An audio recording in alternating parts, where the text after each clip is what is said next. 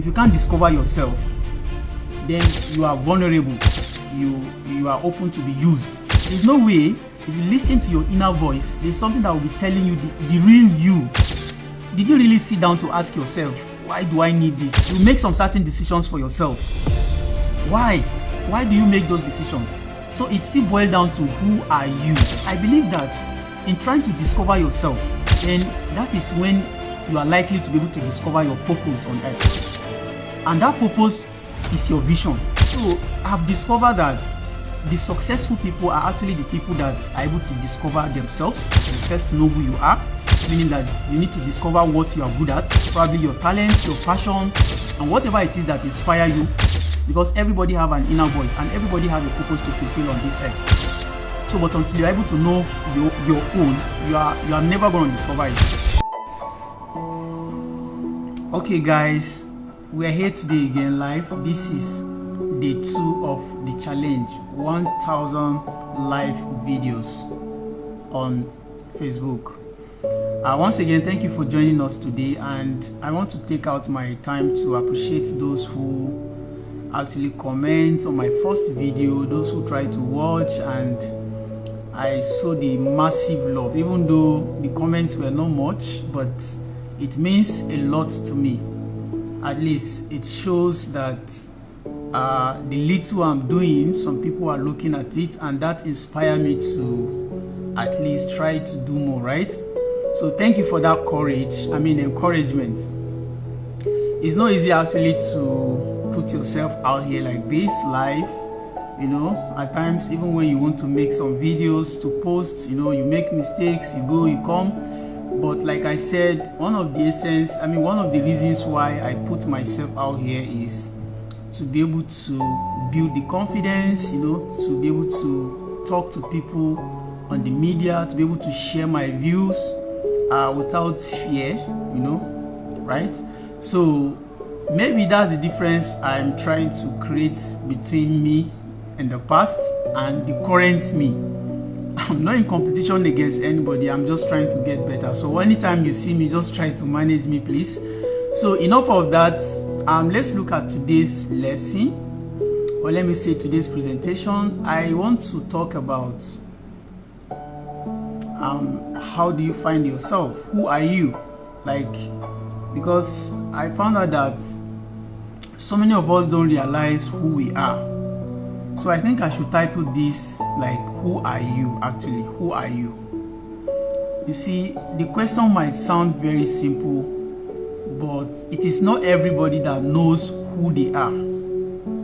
And provided you don't know who you are, then if you can't discover yourself, then you really, you are vulnerable. You are open to be used, right? So it's very important for you to know who you are. Maybe jokingly, are you the chosen? We have this media kind of, this church, choosing. So are you the chosen, or you are not the chosen? Who are you actually? When you listen to your inner voice, who do you feel you are?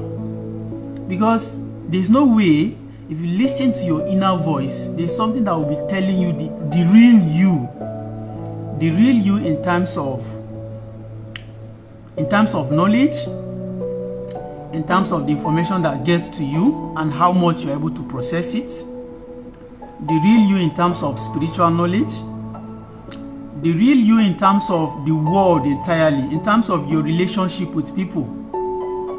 Who are you actually? Because a lot of people wake up every day, do things on their own, you know, but what I found out personally is that it's like they are just following the crowd, you know, just like the common thing I always love to talk about. Everybody wants to get a degree certificate.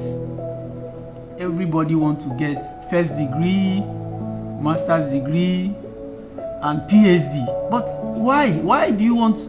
Have you asked yourself that? Why do you need it? What do you need it for? It's very easy for you to just blend, you know, the society, you know, I want to be successful and all that. But did you really sit down to ask yourself, why do I need this? You make some certain decisions for yourself. Why? Why do you make those decisions? So it still boils down to, who are you? I don't know if you understand. Who are you? So, because I believe that in trying to discover yourself, then that is when you are likely to be able to discover your purpose on earth. And that purpose is your vision. Because I came across several, please manage my grammar. You know, I'm just trying to blend, I'm just trying to blow, especially because of the online, what do you call it?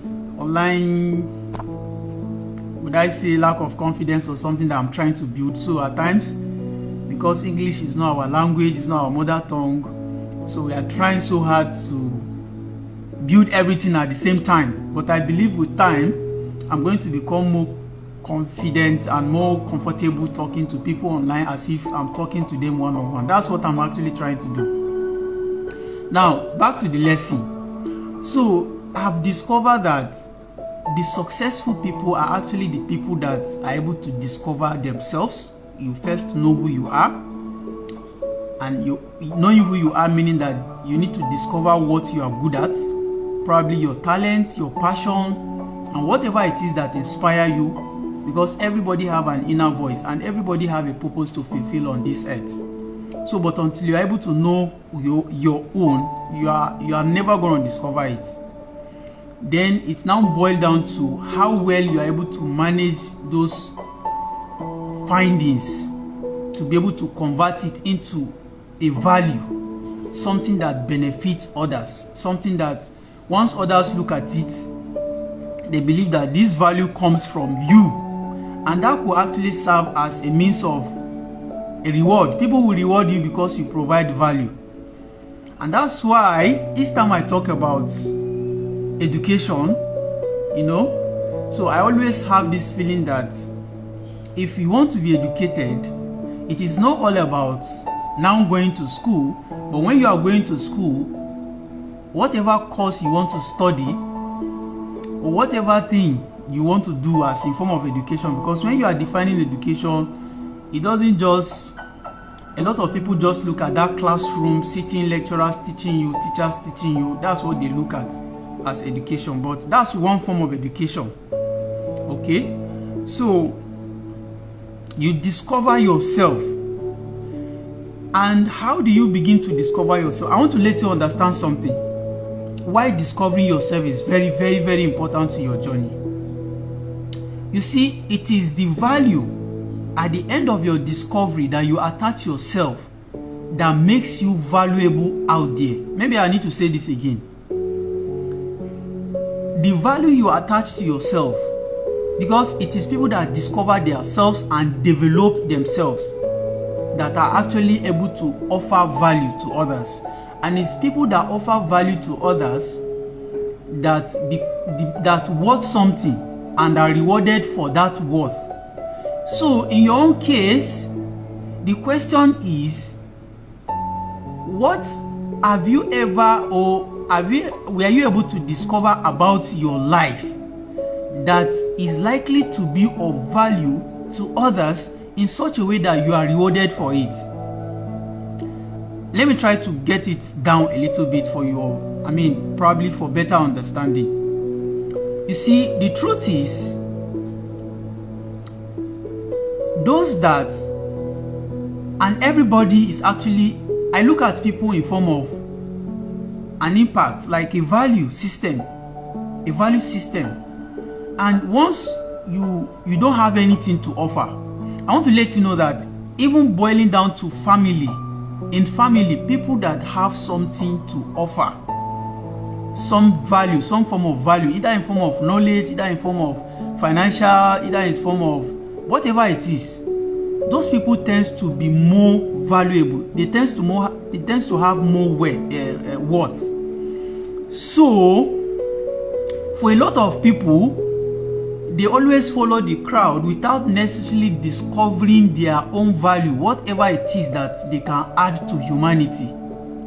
And this thing is very important. I keep repeating this aspect because it's something that a lot of people need to understand. If you follow the crowd, then there's every probability that you will not be able to have value, because your value is not tied to others. Well, I will say in a lot of ways that there's a way you can communicate with others. There's a way you can link yourself to others in such a way that value comes out of you, but you must have a unique value. Even if some other people offer the same value, then but in you must be able to offer value. So discovering yourself and channeling those discoveries into something valuable is very, very important. Why am I saying this? You see, this life, all of us are here for a purpose. I repeat this, I'm saying this for the second time. If you ask people, what's your purpose on earth? Especially for those who are very religious, I'm not saying it's not good to be religious, but the first thing that comes to their mind is they want to get heaven. Yes, that's everybody's purpose on this earth. You want to get heaven, irrespective of your religion or background. You want to get heaven. But keep that aside. That one is between you and God. But the one between you and the people you are going to live with. So how far have you developed yourself? Because me, I believe that it is when you can even impact people on this earth that God is likely to look at you and bless you with heaven. But people don't think in that direction. So you need to understand.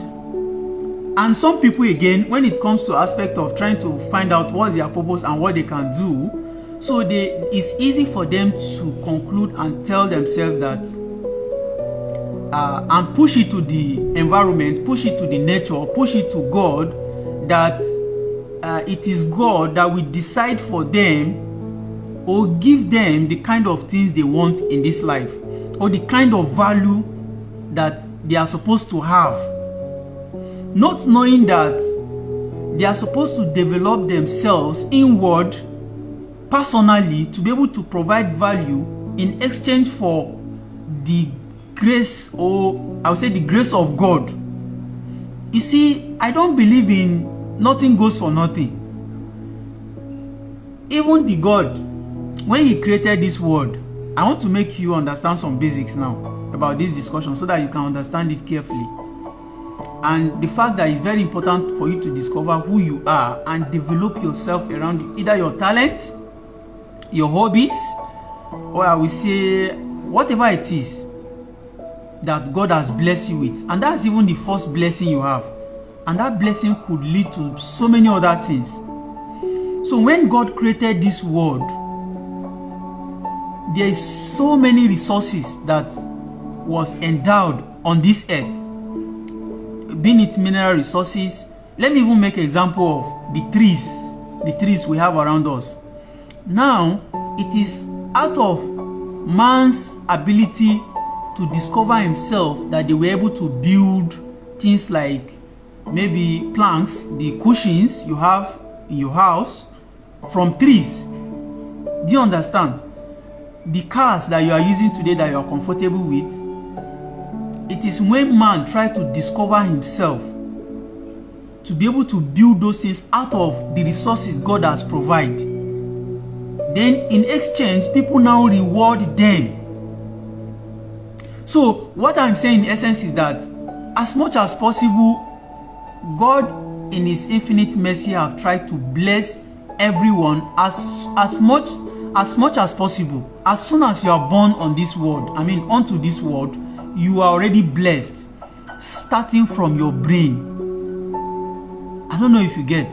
Starting from your brain, as soon as you are giving birth to, the brain alone is something that is what, as a matter of fact, let me try to make it in a simple way for you to understand.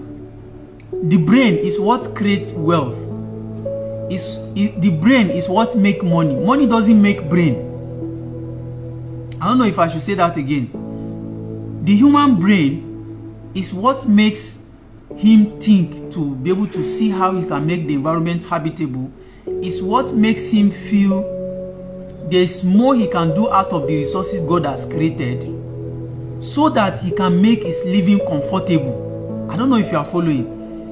But God doesn't come like what some of us are expecting when we say we are praying, we are still praying, and we are still hoping, and we, without taking the necessary steps to doing things, to discovering what they can do for themselves, to making themselves more valuable than they are.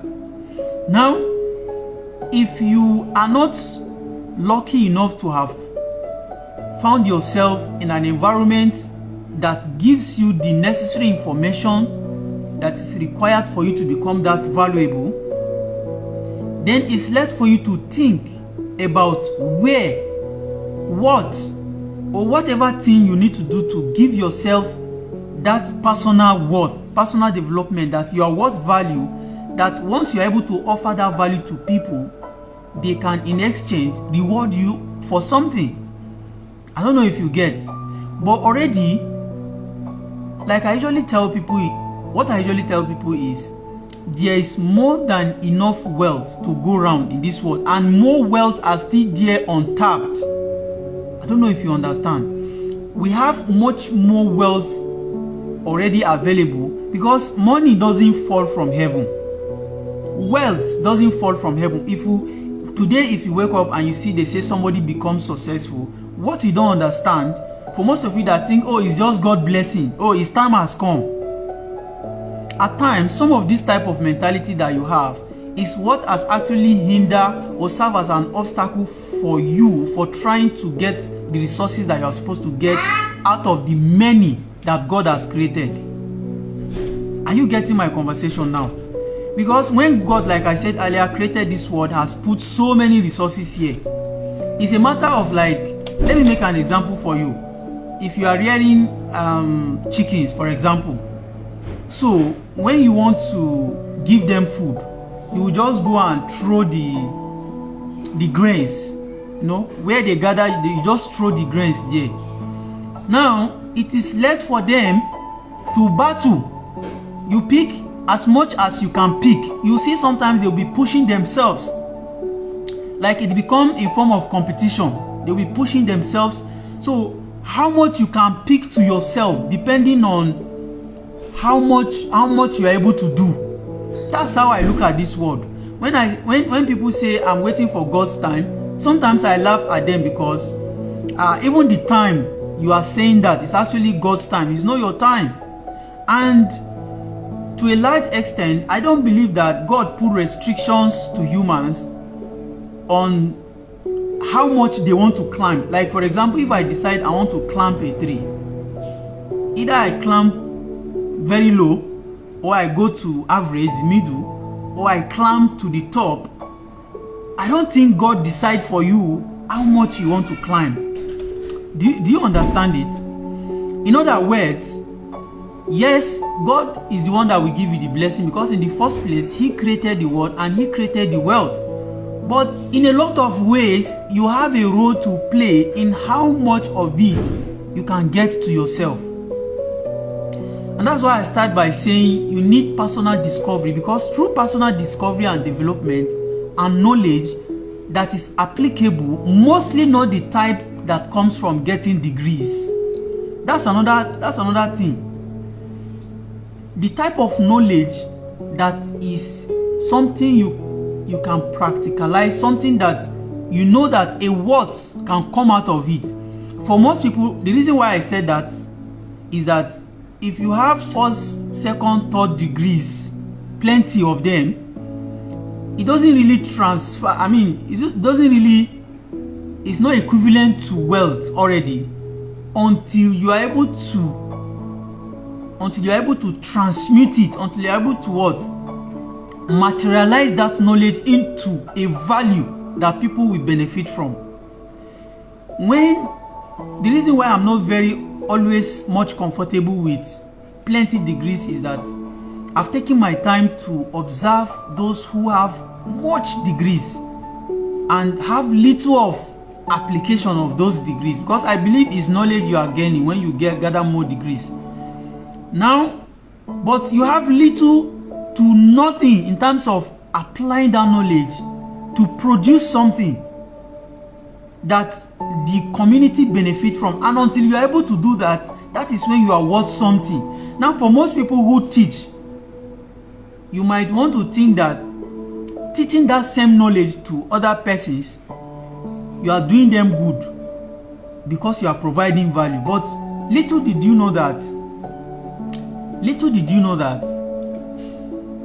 if you are unable to yourself practicalize a knowledge that you have, then the only way you think that knowledge is valuable is teaching to another person. When you yourself, if you are left with that knowledge, actually this is serious, because this is some of the reasons why I left the lecturing world, because I was always curious about seeing my students producing what I teach them right before my eyes, such a way that we can take it to the market to make money or to make wealth out of it. It's unfortunate that most graduates, even after they left school already, still are not worth much of value, meaning that the knowledge they have, and let me give you a clear example so that you understand deeper. You see that you have people that have this custodian of knowledge. They have much of this knowledge in them, but once they stop them from impacting that knowledge to other persons, then the world becomes very tough for them, because actually, if that knowledge is worth something that you have in you, then if they stop you from teaching people, it should be easier for you to go and make something out of it. This is my argument. That's why I don't believe plenty of degrees anymore. I don't believe it. The least you can do for yourself is to have some certain level of education, which to me, a secondary education is you are done. Because at this level, you can read, at this level, you can write, you can do simple arithmetic. Then the rest should be that you use your time to develop a skill, or further know how to communicate, further know how to produce something out of the knowledge that you are likely to follow. But for you to go and sit in the classroom, for somebody else to be teaching you all the stories, at the end of the day, you come out and the only thing you have to prove is the certificate, and the only thing that certificate can give you is an establishment that another person has already established for you to come, so that they can now train you again for you to now become valuable. See, seriously, it's a very long discussion, but like I said, we are going to be doing it little by little. Something reminds me about Robert Kiyosaki. Is one of the people that have helped to shape my mind when it comes to understanding some of these concepts I'm explaining to you.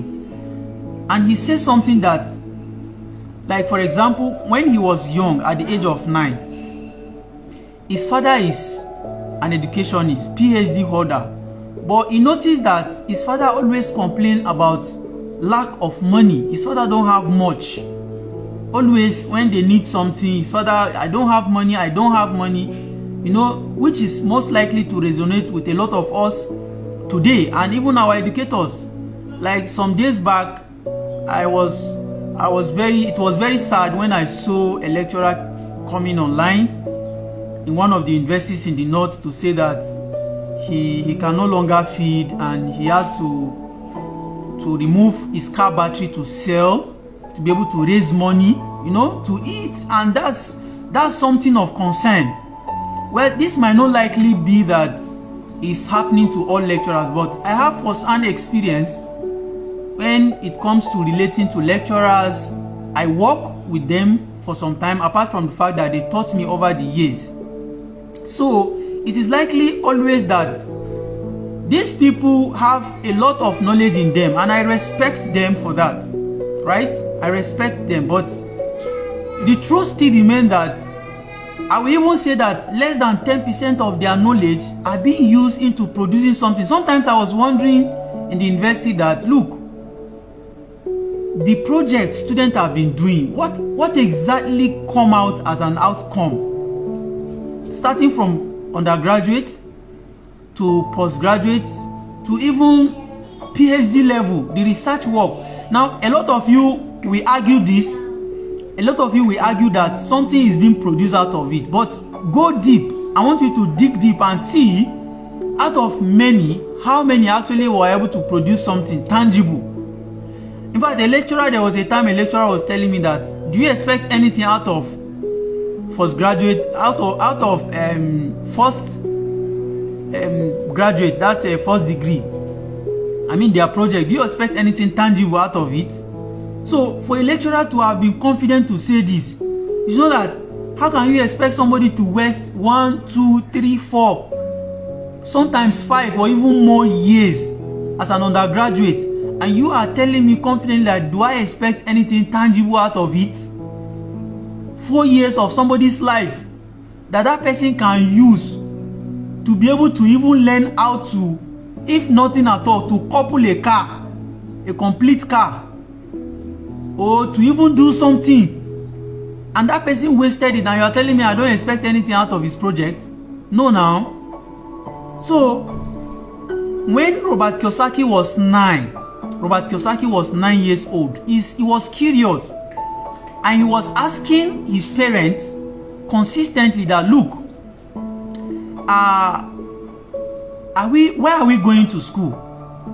Where are we going to school? Then his father said, so that you can get a job after, because his father, like I said, is an education, is a PhD holder that teach in the university. If you don't know Robert Kiyosaki, please go and browse about him.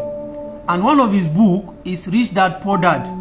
So he said, okay, Dad, if we are going to school so that we can be able to get a job, why do we get a job? Why do we look for a job? The reason why we look for a job, according to the father again, is to what? Is to be able to make money. I want you to follow this trend of conversation. Is to be able to make money. Then Robert Kiyosaki was like, but how to make money is not taught in schools. Then why then do we have to go to school? Why don't I just skip the school part and then learn how to make money? I don't know if you are following the conversation. How then do we skip that school part, since we are going to school in the first place so that we can make money? Actually, it's a curious mind, just like I started. So his father was like, no, we have to go to school and get a degree. So is it about getting degree now, or about making money, or about making wealth? Some people will say it's not all about money. It's not all about money. Is it all about poverty? Like seriously, is about what? It's about what then? Yes, because the reason why, okay, if you don't want to think it's about money, then you should be, your education should be able to provide value. Should be able to provide value. I don't know if you get. It shouldn't just end up by you have learned over the years and the only thing you can do is to impart the same knowledge to another person. I felt then like as if I was cheating the student, because I watched thousands of graduates, especially in my country, that came out of school and they really they can't be able to do something for themselves. They have to look for a job. In most cases, they have to be trained. That's because they don't have value. They only have paper. Yes, it's paper. They don't have value. This might sound very harsh to a lot of people, but until when I sat down to ask myself seriously, why did I even go for master's degree in the first place? Like, my father was even like, I'm supposed to do PhD, but the question was, and again, funny enough, I asked a lecturer, said, if I'm supposed to go for PhD, how much do you think I should spend before I finish? And how long is it supposed to take me if I'm doing it in Nigeria? And funny enough, he said, then, it's been long, like, is it 3, 4, 5 years ago? He said, I might need like 3 million, and then I might also need to spend at least 5 years to finish PhD. Then, the simple question is that, let me even tell you, when I started lecturing as an assistant lecturer, so how much are they paying me? And inside this money is where I will raise 3 million to go and do another PhD, so that I will come and do what? I don't know. You see plenty project, and but why are you doing it? Why? What are you producing out of it? Like seriously, when I look at my colleagues, look at so many things, me, I don't think this for me. This is not for me. It's not for me. I don't know if you get. I'm still talking about worth, value. Worth, your worth, your value, whatever. If you even decide that education is what you want, please ask yourself this simple question. If you are still 100 level, 200 level, 300 level, please, what is the value you can produce with that thing they are teaching you so far? Have you ever taken your time to ask? Or is it that you wait until when you come out, you now start carrying that paper up and down and become like many millions of people out there? No, now let me go back to Robert Kiyosaki's story. Then he was curious, and all of a sudden his father told him, okay, go to Mark, your friend's father, your uncle, to teach you about money, because he's the one that usually everything is about money. And unfortunately, that's how the society look at people like me now, that is it all about money? I don't know if you get the conversation. But you now, you are dragging for 70,000 minimum wage. Why? Is it all about money? You should even work for free in the first place. If it's not all about money, then it's about what? You see? Then the guy started going to his what?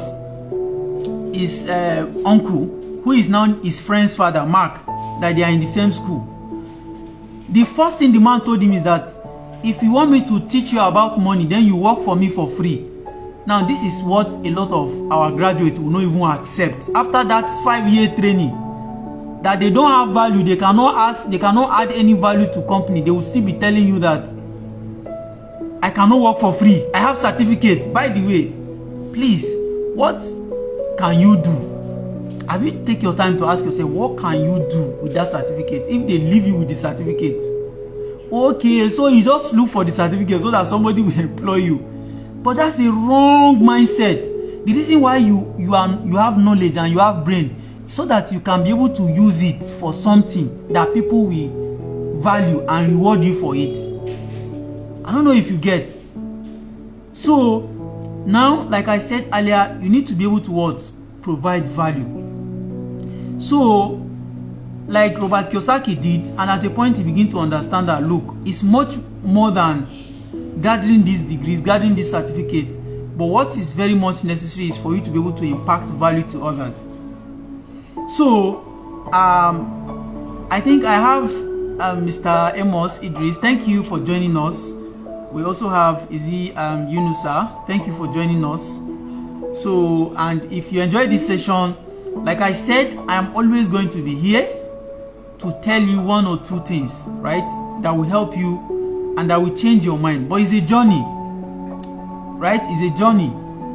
And for some of you that might think I'm after education, I'm not after education, but that I'm against education. I'm not against education, but I'm against worthless education that has no value or impact in your life, because it is really touching, heart touching, when a lot of graduates came out of school after spending several years, several resources, much resources, and also their parents have suffered enough to provide for them, and at the end of the day, they had to still come back home to depend on the parents. Actually, we need to start looking at these things and start correcting some one or two things. Left to me, I will want a world where after secondary school, if at all you must go to school, it's just that you need it so that you'll be able to speak. Just like I'm speaking to you now, you probably will not understand my language if I should be talking in my language. And like so many people will challenge me that you are speaking English today because you understand English. You go to school and you don't want another person to go to school. Well, it's true. What you said is true. But what is not true is that for you to have value, you don't need to hear English. For you to be able to produce something, you don't need English to produce it. You just need to understand how it's done. By the way, Chinese don't speak English. English is not their official language there, but they are one of the most productive people in the world. What does that tell you? And the reason why I even think that maybe a secondary education is good, so that people can understand the language, official language we use in our part of the world, and so that they can communicate with people, so that in case they have anything of value to sell or value worth to exchange, then they can be able to communicate. I don't know if you get, but for you to say that you went through several degrees and the only reason why you are doing that is to get paper, then I am against that type of education. So we are going to stop here for today. I hope you enjoyed the session. We'll come back tomorrow again. Today is day 2, and please, if you enjoyed the video, try to comment. I love people that try to follow, try to even challenge some of the things I said. My content is not for everybody, it's for the few who understand how these things work and who will try to at least have created a doubt in your mind, and perhaps you can push to be able to find out more about what I've said.